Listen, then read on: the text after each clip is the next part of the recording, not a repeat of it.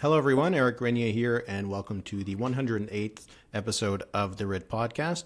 The summer is ending probably too soon for everybody, but the political summer will be lasting for a few more weeks as the House is returning in mid-September, the end of September. But just because MPs aren't in Ottawa doesn't mean that they aren't doing something during the summer. So what do MPs actually do during the summer months? Well, I'm joined this week by two members of Parliament who have lots of experience with being an MP. Dan Albas was first elected in 2011 and is the Conservative MP for the BC riding of Central Okanagan, Similkameen, Nicola. And Greg Fergus was first elected in 2015 and is the Liberal MP for the Quebec seat of Aylmer. Thank you both for joining me. Thanks for having me. I don't think the media helps with a lot of this. I think there's the shorthand that if the MPs are not in Ottawa, that they're back home, they're not working, they're not doing anything. So before we actually talk about what happens over the summer, Dan, maybe you can kick us off. What is the daily life like of an MP just when the House isn't sitting? So on a weekend or on one of those breaks that's only a week or two? So first of all, thanks for having me. Great to see Greg here as well. The question I think that your inquirers or your listeners should have asked was, what do MPs not do? Because summertime is like the busiest time. So if I heard the question right, I think you said, what do we do, when we're not sitting, or is it, or the constituency breaks when we are sitting? Yeah, no, just when you're not in the House. So, I know that when you're traveling, it can be a bit more difficult. But sometimes when it's just a shorter break, I think there's just the understanding that if you're not in the House, what are you doing? So just in the fall and the spring. Yeah, so the impetus for an MP is to get home. Partly it's family, partly it's constituency based because there's people that want to see us. Look, I love being in my riding during the summer. It's a beautiful part of the country to be in. But I also will tell you that political engagement becomes much more difficult as people focus on the summer. I always say to my staff that when it hits 31 degrees, suddenly everyone doesn't want to talk politics. They want to be hiking, they want to be biking, they want to be at the beaches. In my riding. So essentially, when we have those little jaunts back, you're trying desperately, to mend fences at home, make sure that you're paying your bills, and then to get out and see your people. And if you have good staff or you have an MP that just is really a retail operation, they will know what to do. Tony Clement used to go door knocking every Friday. That meant as his parliamentary secretary, I was in the House every Friday. But again, for certain MPs, they have their operating schedule. For others, I've talked to some urban MPs that would literally go 15 events in a day. And I would say, how do you do that? And they just say, well, I don't know how not to do this. Because the expectations on an MP to have them show up to even a birthday party, I think that's a bit crazy. Now, in my case, I'm in a rural area. And so everyone thinks that I'm busy doing something else. So sometimes I have to kind of poke people and say, hey, I'm going to be free for the summer. I have a summer listening tour. Would you like to come and tell me a little bit more about your not-for-profit group? So there's so many things you can do, but I got to tell you, when you're at home, even if it's just for a short jaunt, you are working on the old Stephen Covey saying, where you got to fill that emotional bank account, both with your family and with your riding.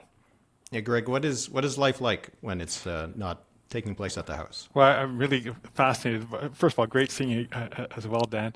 And I'm fascinated by how he put it. And I think I'm in a different situation. But before I get into that, I think it's really important is how you frame the question. It's not that we're on break. It's just that we're on a parliamentary break. That is that we're not sitting in the House of Commons. But there's a lot of work that needs to be done in the constituency.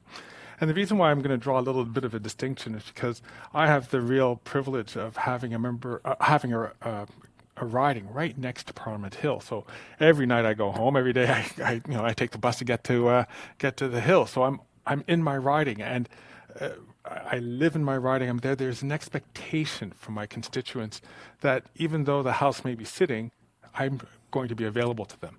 So quite often, even during a House sitting, sometimes I'll just jaunt across the river and I'll go to an event, or I'll take a meeting with a couple of constituents, or sometimes I might even invite them to come and meet me in my office in Ottawa.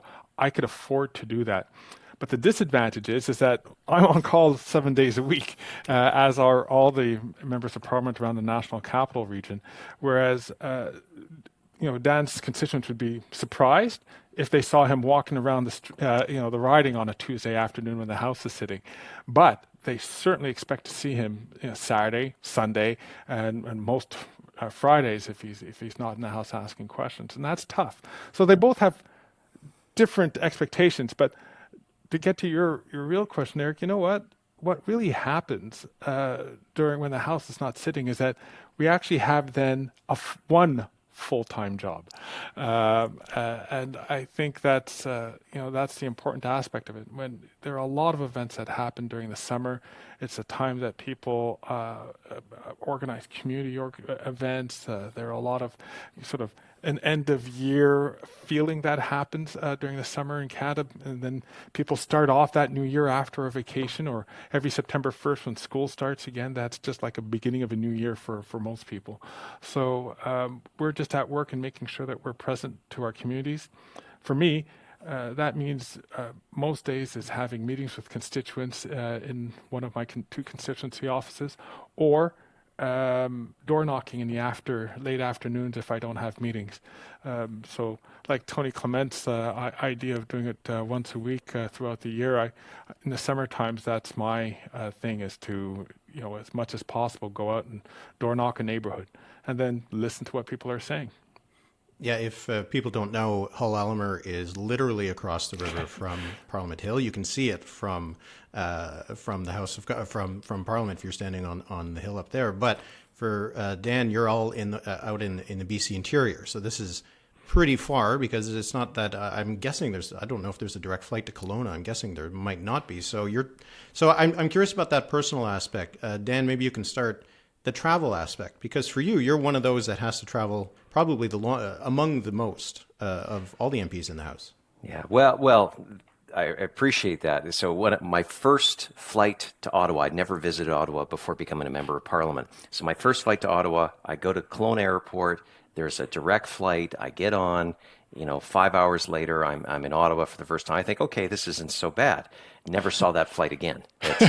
So most of the time, I either go through Vancouver or Calgary or Toronto. I try to avoid Pearson wherever possible, but it does take at least a day to get there, and so that just adds to the complexity. And really, when as Greg said, when you get home, you want to really be hitting the ground running.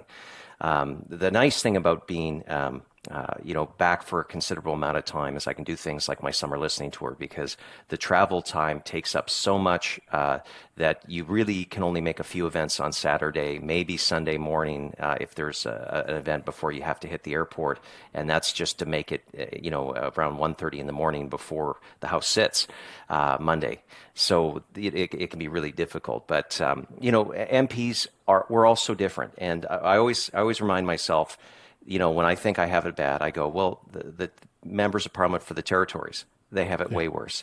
Todd Doherty, Bob Zimmer, they have it far worse, where they often have to sit in Vancouver while they wait to see if they're going to be able to get a flight to the northern part of BC. So, there is that. But I also will say there's tremendous opportunities as well. It used to be, now it's not so much anymore because there's Wi-Fi, where that was where I would pull aside large amounts of work, and then when I would hit the ground in Vancouver, suddenly I would have 100 emails go out, and my staff would know that I'd landed because you're doing a lot of that extra work. But for other MPs, and they might tune out and watch a movie, which is fine. For others, I've seen people get degrees because they're using that time productively. So for me, it's a bit of everything. I usually have about 4 or 5 books on the go, so I look terrible when I'm at the airport because I'm dropping books and everything.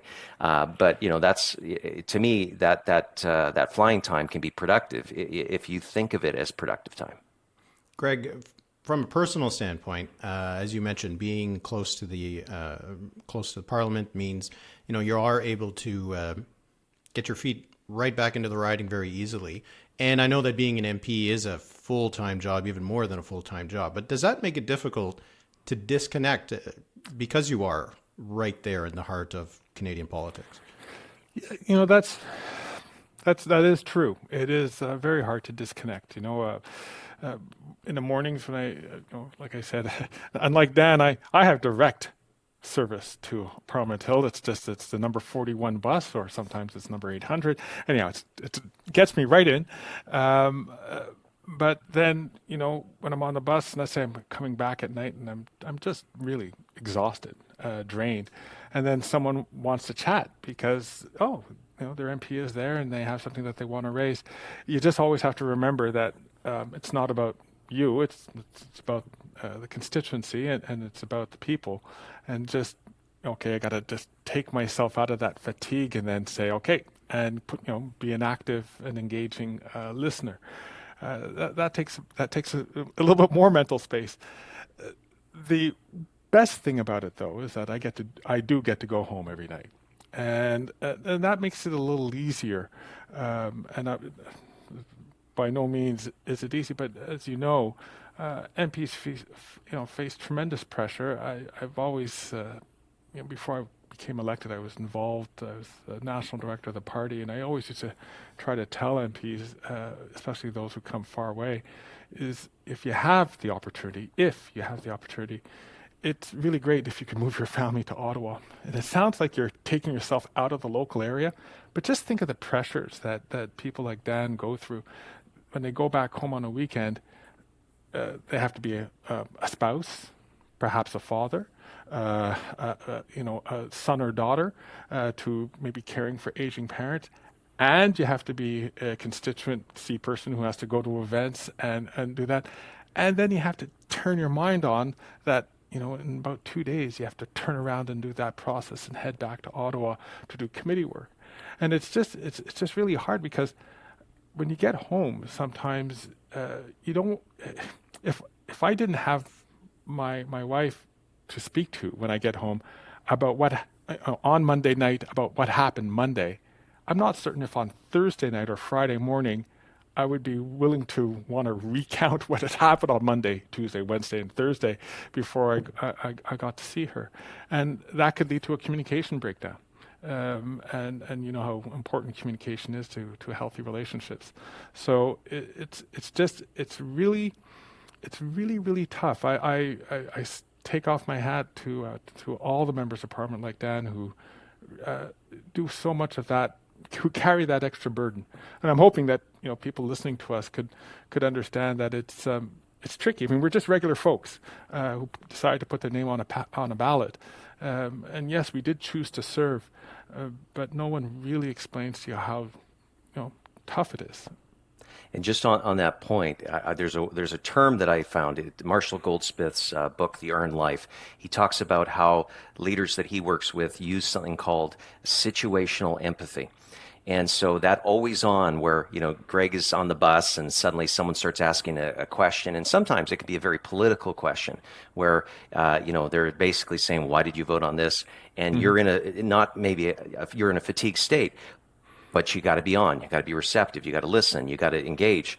That's really important. But it's also incredibly important with your spouse, with your kids, and with your staff. Because if you're empty and suddenly you're barking out orders and you're not listening to people, it breaks down. Now, I've personally have not moved my family to Ottawa. I always say my heart is in my riding, which it's true. My family's there, and partly is I agree with Greg is saying because other former MPs, Stockwell Day, Fred King, they all said you should move your family. My situation is all the social connections are in the riding. All the support systems are in the riding. You suddenly take your spouse and your kids to a place they've never been. They have no connections. Sure. And it really can sometimes be lonely. So it's one of those things where you kind of, either what you do, you're still going to be facing some of those things. So I actually carry a card in my wallet or in my pocket. I just look at every once in a while. It says, am I being the person I want to be right now? Because it allows me to refresh and say, am I being that listening husband? Am I being a good employer? Am I listening to my constituents? Because I believe people deserve to be heard. So that is, when you do sign up for a member of Parliament, no one tells you the amount of fatigue from travel, from social media, from those things. And I'm not complaining. I found that I'm able to do it, but you got to be conscious about it. And you have to have support systems, and like I do, again, just a simple card in my pocket. that really helps me to stay focused on the person that I'm with and to give them the face that they deserve. Because quite honestly, when I'm tired and I'm touring a Christian not-for-profit that actually does rentals for families specifically, that's what they do, and they've done all this work, and they've been having some challenges with getting a daycare license. They've been having challenges with the bureaucracy of CMHC. They're doing amazing work, and they deserve a member of parliament that will be there, listen, ask questions, and then I learn from that, and it allows me to rise in the House and to speak to some things with some moral authority. So, having that, what Greg was saying there, where you got to be on, that's a really important part. And for some people, I got to say, they always say, well, I couldn't handle the social media. The social media is easy. You just have to realize people have different opinions, right? That's how I explain it. But it's when people are asking of you, and especially if you're with your kids, questions that can be very political. You can either be put on your back heel, or you can take a good step forward and embrace it. But I also will say that emotional bank account, you have to be constantly putting that emotional bank account, whether it be at your home, in your constituency office, with your constituents. And good on Greg for door knocking. I do it a lot. It's one of those things where people should be able to ask their MP any questions on their terms. And when they're in their home and you knock on their door and ask how they're doing, they will tell you. And so it's one of those things where, again, that resilience, that situational empathy, I found that term to be so helpful. That's great. That's a great term, Dan. Yeah, it definitely sounds like the summer is a good time to recharge some of those batteries. Not that you're still not meeting with constituents and knocking on doors and that kind of thing, but just that ability to focus and to have a little bit more of that personal life for a few months. It seems like it's very valuable. So let's talk about what life is like for an MP over the summer. Greg, how does it differ from the spring or the fall? Well, really, like I said, it boils itself down to one full-time job, which I think is a huge difference, and it's a bit of a weight that's lifted off of your shoulders. It's also a time to connect. When you're on the hill, there's a bit of a parlor game aspect to it, that you might be talking about things with great sincerity and with great passion. But when you go door knocking and you're in your riding and you realize that people aren't paying attention to those subtle, moves or the subtle differences, you really discover what's important. And, Dan's right. When you go to the doors, it's not only about listening to what people say. It's also, I find I learn. Like there's never a door that I have not knocked on where I haven't learned something. Or if I haven't, then maybe it's because I wasn't engaged, because you can always pick up something new, and it just makes you, I think, it gives you just a fuller understanding of what people want you to do. Canadians aren't so partisan as we sort of make them out to being when we conduct polls or we talk about politics. Everybody wants their MP. I believe everybody wants their MP. They want their people, their friends and neighbors who they've elected to represent them. They want them to be a success. They want the government to be a success. They want Canada to be a success. And so it's really important to just hear where they're coming from and to understand that they are trying to do their best in their lives, and they want us to do our best in our lives to make sure that we're providing a good thing. So to me, the summertime is that great opportunity to recharge and to push me ahead and to say, yeah, there's work to be done, and let's get busy and let's try to do it. Greg, are people surprised when you knock on the door and they open it and it's their MP?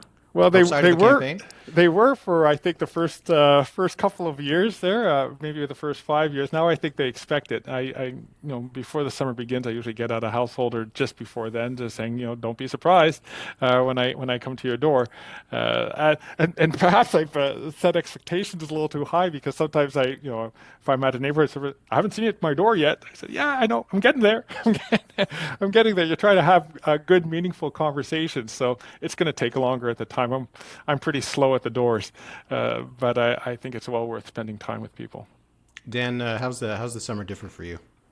So it's, I'm always busy. What happens is the locus of control changes dramatically. So rather than the House of Commons and its activities and whatnot directing a lot of what you have to do, I have to be at this vote, I have to be at this committee, I get to walk my dog. So my dog is probably the happiest dog when it's summer because he gets a walk every day. And those things are important. But now suddenly you start saying, okay, how am I going to, where am I going to spend my time? Am I going to use the morning to recharge batteries and talk with my kids, and do those kinds of things? Or am I going to do that at night? Helping one of my daughters with some of her math lessons. She's so those kinds of things I try to do and work those things in. So there's greater flexibility. It's really changed. Greg's absolutely right. Things have changed a lot too, where now people are so comfortable with things like Zoom calls. Because I have such a large riding, it used to be where people would say, I need to see you and I need you to come to me, which is a reasonable expectation. But for me to drive an hour and a half to get to see someone in Logan Lake over an issue they're having with CRA, that's 3 hours plus the time there. And so often we either have to lump other business onto that schedule, but now people they're so used to using Zoom, I can meet with people right away. So it's created a little less barriers. Although I will say not all areas have the same amount of internet. Logan Lake is doesn't have the best. So hey, big telecom, big internet. Logan Lake, British Columbia, wonderful Highland Valley Copper. I'm going to pitch you. I'm going to keep pitching you to invest in that area. Shameless plug, Eric. But I think out of anyone, you should want stable internet for everyone, so they can tune into your podcasts. Yeah, absolutely. But really, it allows an MP for the first time to actually have some of the control over the structure of their lives. And a lot of people forget that we are also managers. And so this is the time of year where, I've taken on 2 interns in my Hill office. I have a new staff member who's helping with community outreach. And so the summertime is the best time to have those things. So I have research projects being done. I had my website, danalbasmp.ca, is now it's the first time it's been changed in 10 years. And wow. So, these projects, are things that you can only do when you actually have that extra time to focus on. So I make a lot of use of it. Like Greg, I'm doing the door knocking, I'm going to the barbecues and whatnot. But the greatest difference between that is that I get to kind of plan out my day, plan out my week. So that means hiking with my kids. Got to a little more swimming in the lake for me because it's been pretty hot. But so you get a little more balance in your life. Dan, if I could just add one thing to that, that's also another difference, Eric, that we have. Because my riding is across the street from Parliament Hill, I have the benefit that once Parliament is over, we close down the Hill office. And my team comes to the riding offices. I have 2 riding offices. And they just, that's where they plunk themselves for the summer. So there's a lot more integration that I'm able to have in my team. There's no real separation between Parliament Hill and the constituency. I have 2, office managers for each of the offices, but the work that the people get to do, my Hill staff quickly understand what's important on the ground because they're working the constituency. Yeah, it's interesting. Dan, go ahead. Oh, I was just going to say, we also get to drive our staff nuts more because we're around. This is the thing. So I used to, for years, I used to run my Hill office by myself when I first came there, because I always believe as an entrepreneur, first you want to understand how something works, what's important. And then when you hire someone to do those duties, you know how to do them so you can show them. And so, I get really into the weeds of these things. And I'm sure the interns and Rob at my office went nuts with the amount of questions I had about our website. But this is like, you change this once every 10 years, you're going to have questions. And so I also used to handle my main MP account, and I would just respond to people very quickly. And so I've had to move back a little bit as I kind of change, how I approach things. but still I'll sometimes log in at 10 o'clock at night and start answering questions to people, and it just drives my staff nuts because that's supposed to be their job, to have that initial filter. So the one thing is, I got to pull it out and say, am I being a good boss right now? Am I learning to delegate and trust my staff? So these are the things you got to work with when you're at home more, and they get to work on you, and it can be a healthy thing. But I like I said, I'm sure some of my staff sometimes wish Parliament was back on now. To ask a bit more of a political question, a little bit, if this was the summer of 2025, how would it be different from a summer in 2023, where an election is always possible but not expected? But if you knew that in a couple months you were going to the polls, Greg, how would that change your summer?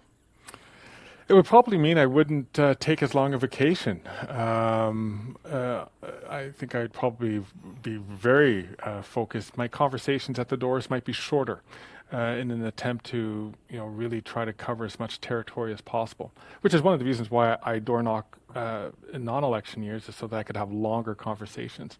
So I'm certain that would be a focus. I'd be building up a campaign team, identifying where there'd be a campaign office, if not opening one up, if possible, early enough. Just getting the machinery in place.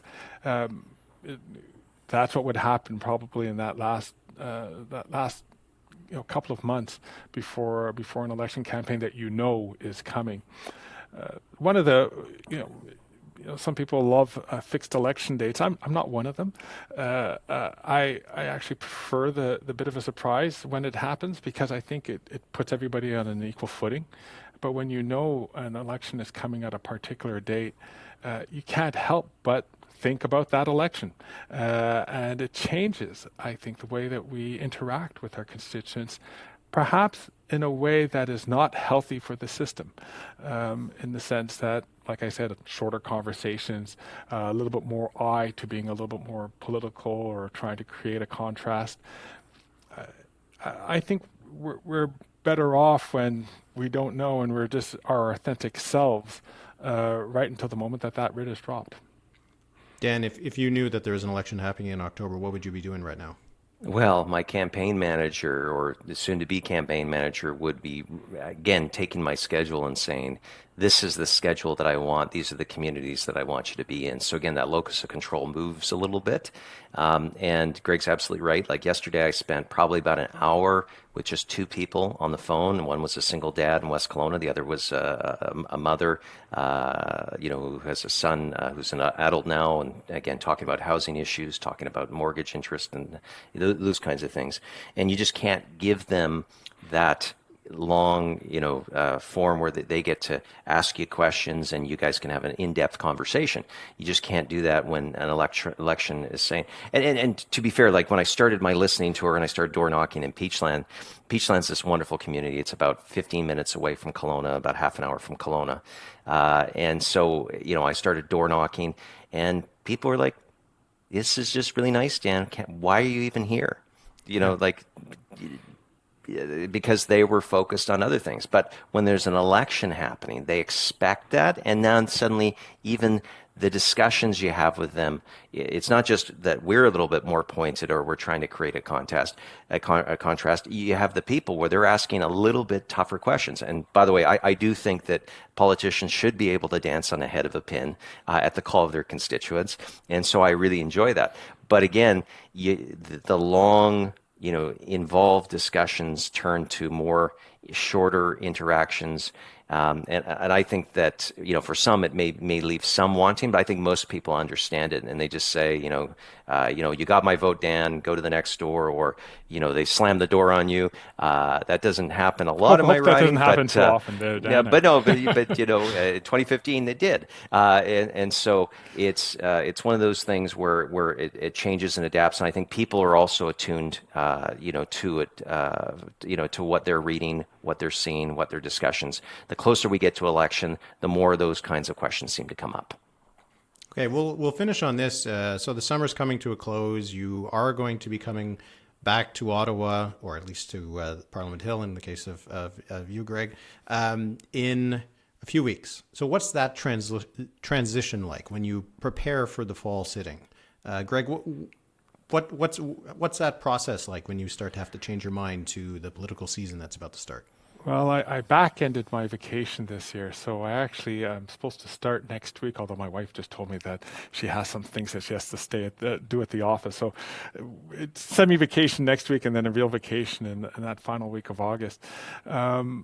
It's really just recognizing that when September 1st comes, I really have to push my mind back to how do I make that transition in terms of what I heard and what I've heard at the doors, what I've discovered in meeting people and chatting with them, and planning out, well, how am I going to advance those issues in Parliament, in my proper caucus, in speaking to fellow colleagues like Dan to try to see what we could do at committee to advance those concerns, and also to hear then what Dan's hearing. So there's that period of saying, of translation between what you've discovered during those summer months in the constituency, and how do we bring that to Ottawa. Dan, how do you prepare for the return to Parliament Hill?